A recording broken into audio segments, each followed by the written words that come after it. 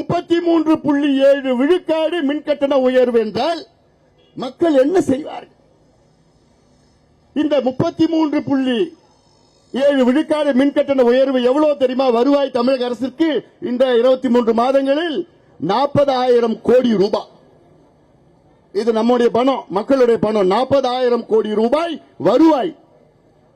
2 ஆண்டுகளுக்கு முன்பு தமிழக அரசினுடைய மின்சார வாரியத்தினுடைய ஆண்டு நட்டம் என்று அவர் அறிவித்தார்கள், 10,000 கோடி என்று அறிவித்தார்கள்.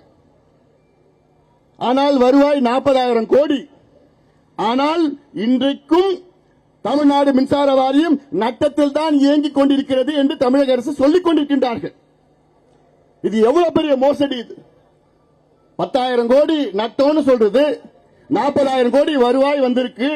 ஆனாலும் அதுக்கு பிறகும் நட்டம் என்று சொல்லுகின்ற தமிழக அரசு, இதற்கு என்ன காரணம்?